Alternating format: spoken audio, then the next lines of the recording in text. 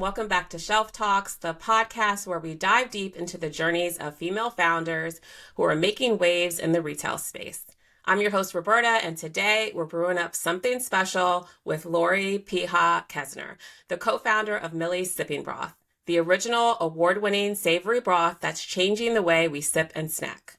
Lori's mission to bring a warm, flavorful, and healthy alternative to your daily routine has landed Millie's on shelves across the country. And today she's here to spill all the tea on how she and her co-founder made it happen. Welcome, Lori.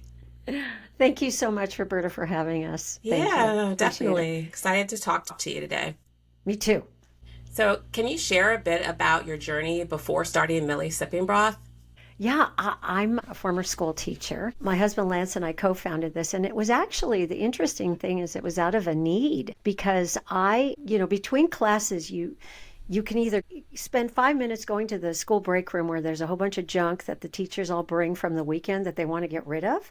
Or what I used to do, and I'm a vegetarian, so I used to take a bouillon cube to work, and it was the same bouillon cube every day, but I would have it around 2:30, and it would satisfy me so that when I got home around 4:30, I wasn't craving dinner so fast I wouldn't ruin my appetite. And one day I was telling Lance, I take the same bouillon cube to work every day. and he said, there's so much salt and artificial ingredients. Let's see what we can do. So we both collaborated, and I said, well, let's put it in a tea bag because then I can make it really fast because I don't have much time between classes. So we were actually in the kitchen tearing open Lipton tea bags and mixing up little ingredients and dried vegetables and seasonings and putting them, stapling on the tea bags and then brewing them. And we really liked what we came up with. And I took a few samples to school, and the teachers thought it was such a great idea. We had no big plans to do anything special with this. We just thought this was a great idea to help me out at school. Right. Wow. That's so amazing. So you actually just figured it out in your home kitchen, just putting some things together to make it a little bit more accommodating for you. Right. So once you did that and were kind of passing it out in school and getting some positive feedback, what were kind of next steps? Like what made you think about possibly creating a business? Well, we decided we didn't know how to do everything on our own. So we did consult with some experts to help us. And we reached out for some manufacturers, and we found ingredient brokers because, you can't just go to the grocery store and keep buying stuff. It's expensive. But you can start buying in bulk, and then you're saving money. It was hard to find manufacturers because it's a really interesting process to create this. But we did find someone. We put this product together and started getting it out to consumers and mostly friends and family. I think the successful part of this was baby steps, where we didn't feel that we wanted to race in to get into retail right away. We wanted to see if we actually had something that was worth pursuing. Yeah. And so we started going to festivals, and we did school holiday festivals where they sold crafts and we sold our broth, and we saw such a positive response that we thought we really have something here. Yeah. So just taking it back to when you were talking about looking for a manufacturer, how did you even find one? Was it through Googling? Was it people that you knew? It was a lot of internet searching. It was a lot of networking. We did cold calls to companies, and some people were so helpful. Like we asked people who does your manufacturing. Some people were so willing to share their resources, and then some people were very private too. Right. But there's so much information online right now that does really help. And there are business food magazines that we look through, and they're full of advertisements of different manufacturers that do all different kinds of things. And that's how we started out. And then once you find one manufacturer who can do something, they often have resources too. So that was our start. That's smart what you said about looking at magazines and finding information there. I think that's a good nugget that people really don't think about. Yeah, in fact, there's a magazine that we get, and it's got all sorts of resources in it. We subscribe to it, and they send it to us, and it talks about the trends food trends and beverage trends, and it's very helpful. And I know we found resources through that too. So Yeah. Do you know what that's called so that listeners can kind of take that back? Food manufacturing news. Yeah. Perfect. Yeah, that's a great takeaway. And I'll make sure I put that in the notes too. Okay. Okay. So once you started going around to festivals and started selling it, were you also online at that point, or were you more in the community kind of getting early feedback? We were online. We created our own website and we sold direct to consumer. We also created a site on Amazon. We'd go to these food shows and gift shows, and there were so many people that would come up to us and say, "We have an Amazon store. We'd like to sell your product." That was a challenge in a way, because here we were, a new product, and we had other people selling our product too. The whole point of this was to get our product out to the people. So we didn't mind that so much. Now we have pared down so that we are the ones that we want to sell our product. Although anyone can go to a store, buy a product, and turn around and sell it on Amazon. So Yeah. we still have people selling our product, Yeah, that, those that we don't even challenges. know who they are. It is challenging. Yeah. Yeah. Yeah. Yeah. Yeah. So was your initial thoughts as you kind of built your own website and started to sell on Amazon that retail was going to be a play for you in the future? Or was it just really about what you initially said, just getting it out there and, just wanting it to be in more hands?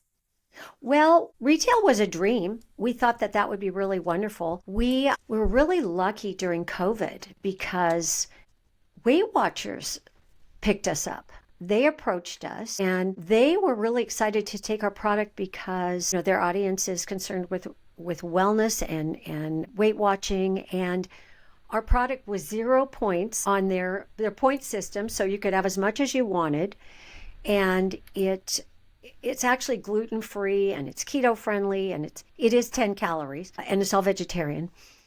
But that was a time when people were not going out of their house to go grocery shopping. So that was a really big move for us because it got into so many hands at that time. So Weight Watchers was one of our biggest customers. Wow. How did they even find you? I think maybe Lance had approached them once or twice, and then this was the right time for them to call us back, which was wonderful. And it's funny because we were filling orders ourselves, and I'd get notes from people I know. They go, "I love your product." And it was so fun because I get to write on the invoice, "Oh, I'm so excited you like our product." And, but we wanted to find out before we went retail. I mean, retail is a big, huge commitment. And I think the motto we have always had, Lance and I have always agreed, we're going to move in really thought out methodical steps, because so many people have an idea that they want to run with, and then they mortgage their house or they start investing all this money. And we continued to work our jobs, and we continued to fund this with what we had. We didn't want to get in a situation where this wasn't going to fly and then we were out. So we wanted to make sure it was going to be a success. Yeah. And I think that was one of our tests. And our first retail shops were specialty shops like nurseries and gift shops and hospital gift shops. So it's all about baby steps. That really worked for us. Yeah. And I think that's smart too, because it allows you to kind of learn more about like how to work with retailers, learn more about how to, distribute and transport your product, making sure that you're understanding the trends and the replenishment needs and things like that. Absolutely, because there's so much to learn. So, and we're still learning. I don't think that's a process you ever, completely master. So, Yeah. Yeah. What made you think of kind of gift shops as an avenue in which you wanted to sell your product? Well, we had a lot of people telling us this is kind of a high-end product. And we started out in a tin, and it had this little old-fashioned flavor of, tea bags in a tin. And it was something that would be really appropriate as a little gift. And we thought that hospitals would be a great place because people are drinking clear broth in hospitals. And, people run into a hospital gift shop to grab something for the patients that they're visiting. And so we thought that would be a great idea. And then we had it in a couple high-end nurseries that, they sell like vinegars and pickles and just specialty gourmet foods. It did really well there. And what we ended up doing, I'm probably moving ahead of myself, but Oh, no, we go ahead. started out with this tin, which was really cute, but we ourselves looked at this as consumers. We thought, how many tins, if we keep buying this product, how many tins do we want to keep? It got to be where we thought this, maybe environmentally, this isn't such a great idea. So we moved our product to individually wrapped tea bags. They look like this. And we put them in a box, a cardboard box that can be recycled. So that kind of made us feel better too. And overall, that was a better move for us. Yeah. Did you make Yeah. that move before you started to have your product on retail shelves? No, we actually had it. We had the tin for a while. We were also able to save costs for consumers because the box cost us less too. And I think one of the things we want to do is provide a really fair price for our product. We want it to be affordable, convenient, affordable, flavorful. Yeah. So what was early feedback from consumers as you started to sell it online, on Amazon, your website, and some early stores? We were so fortunate. We still have some of the letters that we got. People were so amazing to take the time to write a letter or to leave us a message to say, thank you so much for creating this product. It lets me make a cup of broth and move away for a few minutes and sit down and relax. Or people would say, I've been in the hospital. This is the only thing that I could drink for a few days. Someone called us and said, you probably haven't thought of this, but I had a colonoscopy and I had to drink clear broth for a few days, yeah. and this saved me. I mean, and it was just so wonderful because people took the time to let us know how special it was for them. And we have people calling and saying that they use it for when they're going through chemo because it's easy on the stomach and it helps them stay hydrated. And really what we've seen in the past few years, how this whole idea of this broth has evolved is that it's a product that lets people take a few minutes out to make a cup of broth and just to sit and sip and relax and just take time to just be yourself and kind of shut out the world. And that's what's really been special about it. It's really become like an anxiety reducing few moments for people. And that feels so good to be able to help people with that. And we imagine it on airplanes. I mean, wouldn't that be cool if they, Oh, yeah. you've got your coffee and your tea. Wouldn't that be nice if they offered it on an airplane? Yeah. Because people are kind of hyped. I know I am. I'm not a big comfortable flyer. And that would just help me just kind of stay calm.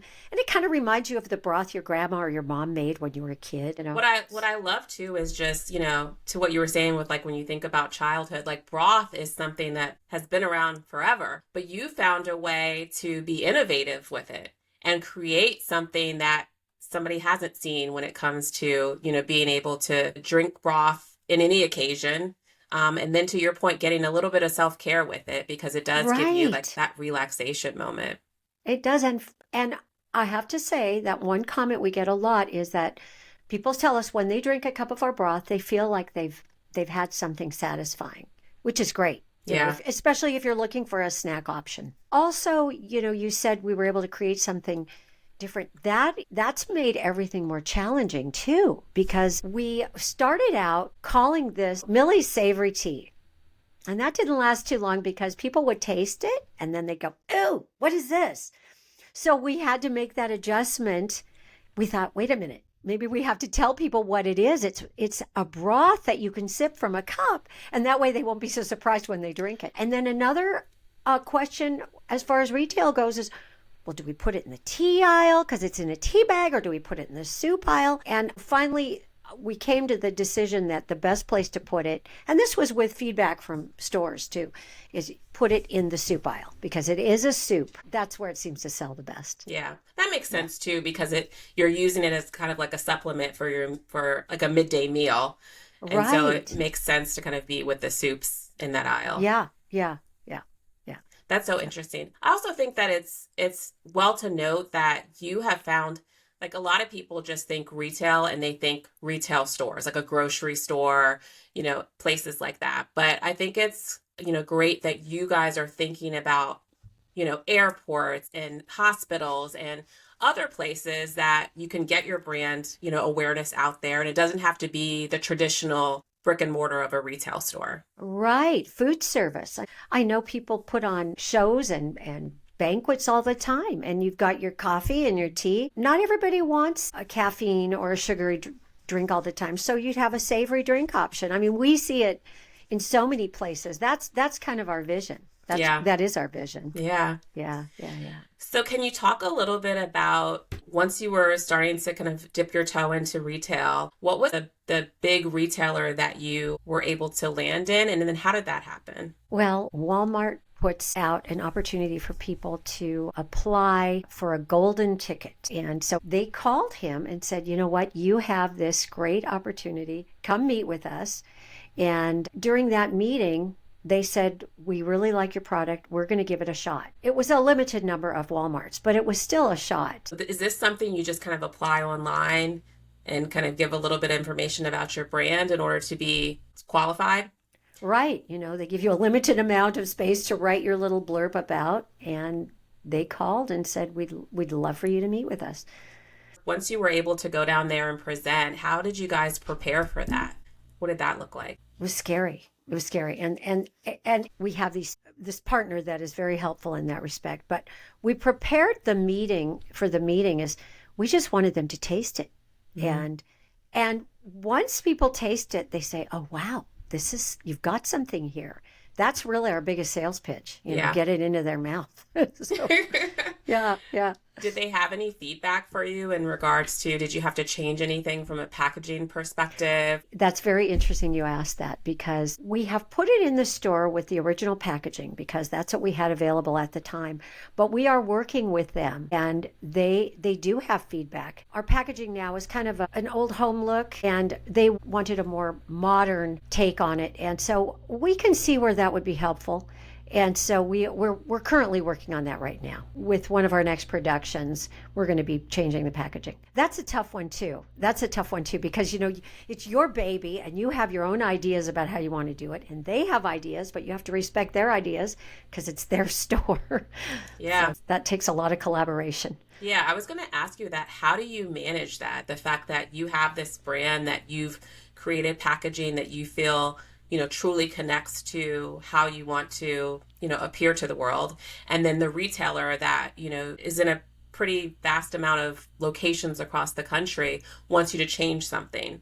Right. How do you kind of manage and think about whether that's the right thing for your business? There are a few things that we are hard fast on that we won't change. We're going to keep it with my mom's name. I mean, that's a commitment we made to ourselves. She has a picture on the box. We're going to keep her little picture there, and there's a little story. But we are also willing to look at a more modern view, because you go into a grocery store and you want your product to pop off the shelf. I can't tell you how many times we've mocked up our product and put it on a piece of paper with what mocked up other products that we've seen on the shelves, just to see, does ours stand out? Mm-hmm. Can you see it from 10 feet away? And that's what we want. So if the store has ideas that's going to enhance that, we are certainly going to listen, because they do have experience in that way. So it's a compromise. Yeah. We're not going to be stubborn and say, no, we're not going to agree to do anything. But we do have a few things that we're committed to and we're going to stay with. Yeah, I like that. Of course, everyone knows what broth is, but the way that the delivery format is different than how we've ever seen it before. Was there any education that you had to do to consumers, or even to, the retailers that you talked to, for them to understand, the difference in it? It's really interesting. One question we get a lot is, how people used to take a tea bag and you could get 2 cups of tea? Mm-hmm. Yeah. So we get that a lot. Can you get 2 cups? No, this is a 1 serving cup of broth. And so that was one part of education. I think the really nice thing about it is that it's still a tea bag and everybody knows how to use a tea bag. Yeah, that's true. I think another thing that's important is we encourage retailers and these gift shops, we encourage them to do sampling. We've always said to these different shops and even cafes that have it, sampling is such a big thing, because it is a new product that people aren't sure of. And this way you get it in their hands and they get to taste it. And it's a real authentic way for people to see what they've got, or what we've got. Yeah, especially to what you said, where people just need to taste it and then they get it and Yeah. they want to Then they buy. get it. Yeah. Yeah. Yeah. Yeah. So, is there opportunity to do sampling when it comes to bigger players like Walmart? Yes, you can do that. They have programs for sampling. Oh, that's Yeah. great. So, from the time that you went out to Walmart and kind of pitched your idea and having the product on the shelf, how long did that actually take? And what were kind of the steps you were doing in between to what you were saying, kind of gearing up and getting ready for that kind of bigger launch? Right. Well, it was a year, and it was a case of talking to our manufacturers. Were they willing to work with us? Because that's a big step for them too. Were you able to continue with the same manufacturer that you had? Were they able to take your higher quantities and be able to support you, or did you have to look for another manufacturer? We've been through 4 manufacturers from start to up until now. A couple of them found it too challenging. They didn't want to move forward with us. One of them just didn't have the capacity to continue with the quantity that we needed. Yeah, so it's evolved to get to this last manufacturer who's helping us out and working with us. I mean, that's a big thing, is to ask your manufacturer, if we grow, do you want to grow with us? You know? Yeah. Yeah. And being prepared for that so when it does happen in the Right, future. right. Because that's huge for them too. Yeah. And a lot of these manufacturers, we're not their only customer. You Right. know, they have other customers that they make stuff for too, namely tea. When you were able to find your manufacturer, I mean, did you get a lot that said, I don't know what this is, like this is so different, we can't do this, or it can't be Yes. done? Yes, we did. Yes, we did. Yeah. And we've had a few really wonderful partners that have helped figure out how to do it, because Yeah. it's a challenge. It doesn't sound like it would be. The funny thing is, you know, people say, what a great idea. Why didn't I think of that? And I'm glad to say, well, we thought of it. Yeah. But we've actually had a few, I'm going to say copycats, because we have had a few companies that have tried to copy us. One of them was shortly after we started, and they actually took our flavors and they took our verbiage, and they made a product, but it had no seasoning in it. So it was like vegetable water, and they called it a tea. And we were kind of glad because it didn't taste good. So that theirs didn't last long.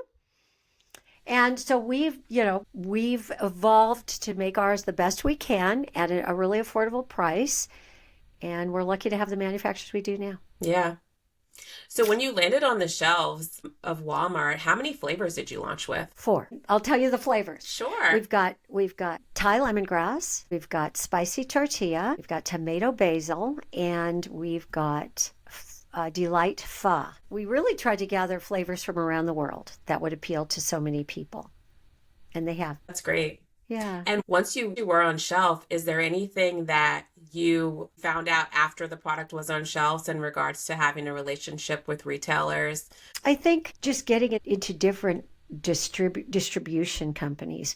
A lot of people will come and ask us, are you in this distribution company? Are you in this? A lot of stores won't take your product if you're not with a certain distribution company, which I had no idea, because I wasn't, we weren't in this business before. Right. So getting our product to be carried by a particular distribution company so that the retailers can just reach out to them to get it.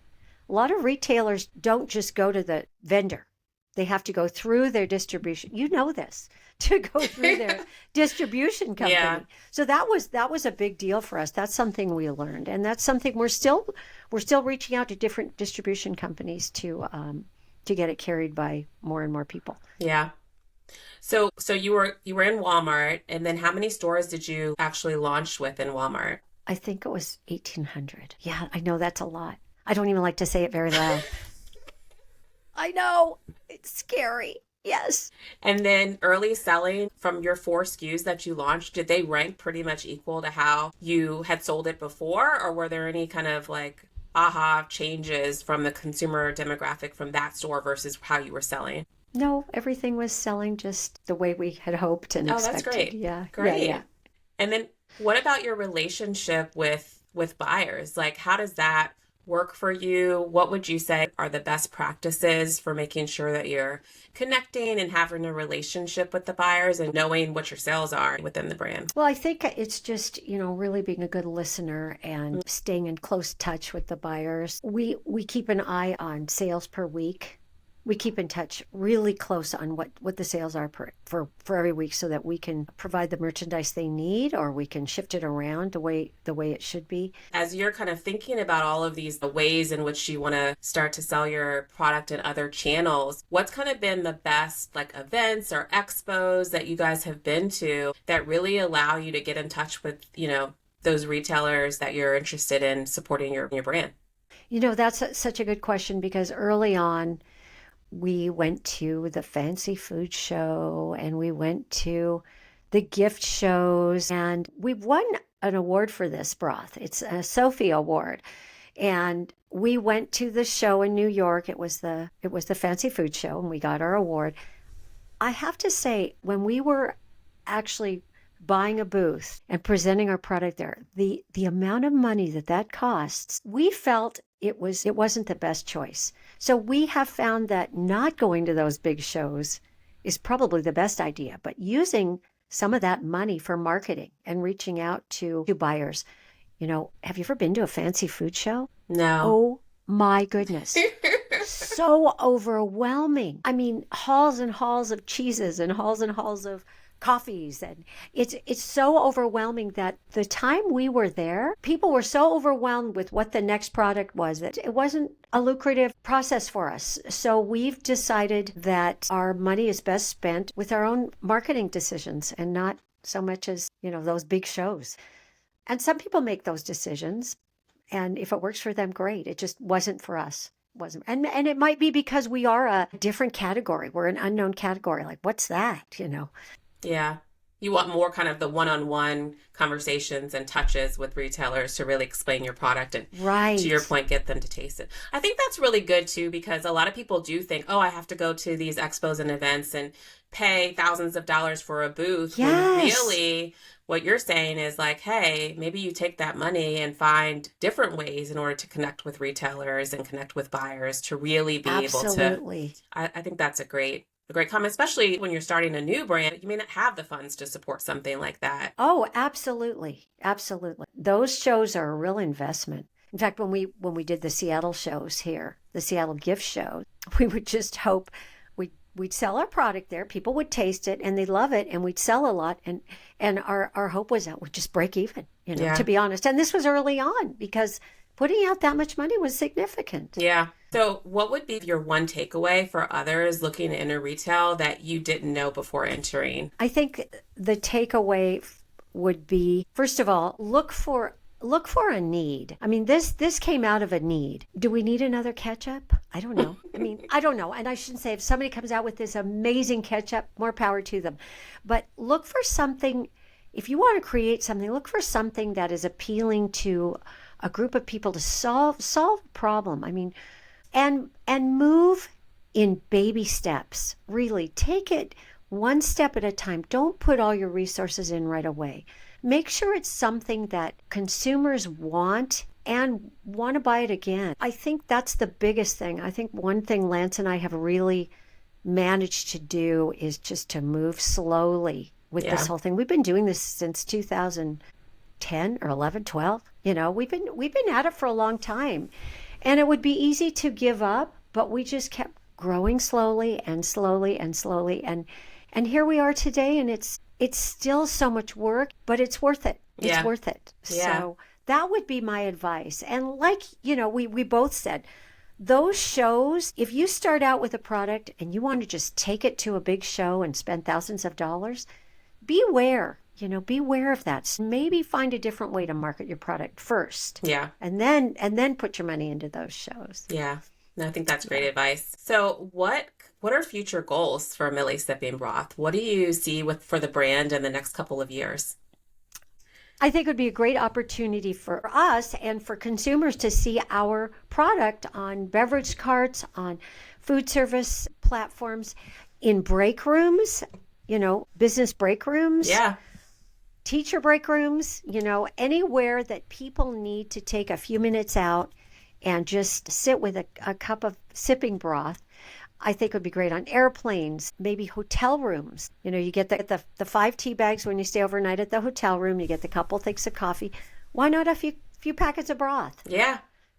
Airbnbs. I mean, it's really endless. Hikers take it. We actually had our broth in a zip top packet.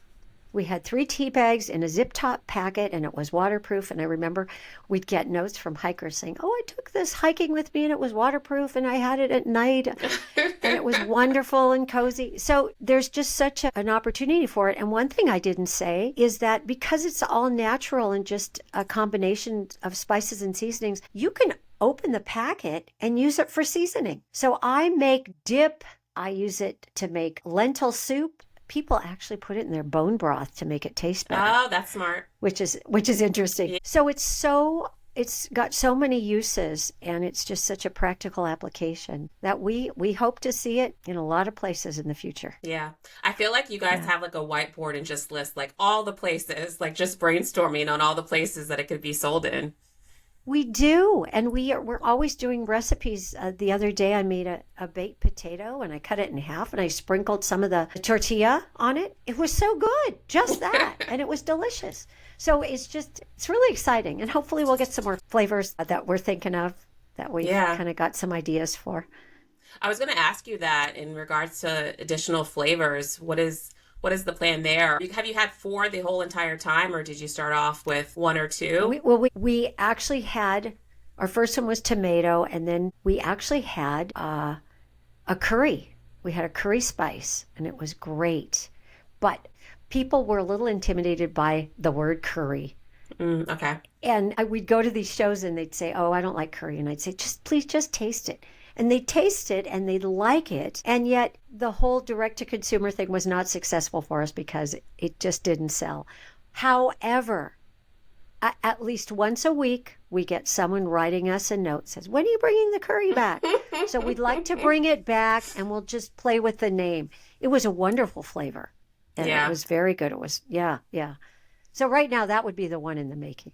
Yeah. I think now too, like things like curry are more accepting. Like people are more open to like trying different flavors like that versus before. So where can listeners follow your journey and support you? And of course, buy Millie Sipping Broth. They can go to sippingbroth.com. That's our website.